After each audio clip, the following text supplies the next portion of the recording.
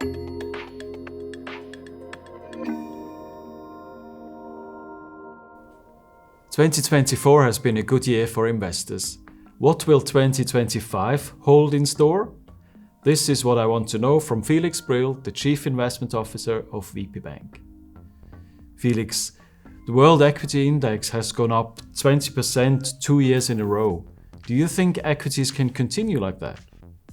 Yeah, definitely that can continue. We see currently a very good sentiment, and we all know sentiment can be contagious, can drive markets higher, and that could very well be the case next year. But at the same time, we do know that sentiment also can change quickly. So please don't forget this and make sure that you don't lose sight of the risks out there and that you have some safeguards in the portfolio in place. Which are? For instance, diversification is key. So not only focusing on US equities, it's worthwhile to have something else in the portfolio as well.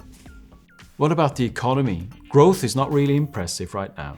Well, it's always a matter of perspective, I would say. Of course, if we look to the Eurozone, if we look to China, things are very sluggish right now. So there's not a lot of optimism with regard to the economy. It's quite the opposite, I must say. If you look to the US economy is growing by more than 2%. That's above trend. The labor market is still running strong. And now on top of that, we see all those promises of President-elect Donald Trump to boost the economy further. And I think if you take that into account, you can see why markets are so positive right now. Will the major central banks continue lowering their interest rates next year? Well, I would say for once that is easy to answer. Yes, they will be able, at least in the short term. So the Fed, the ECB, the S&P most likely will cut rates.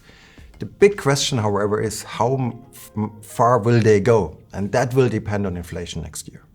The big question in the market is where the dollar is headed next year. What is your opinion?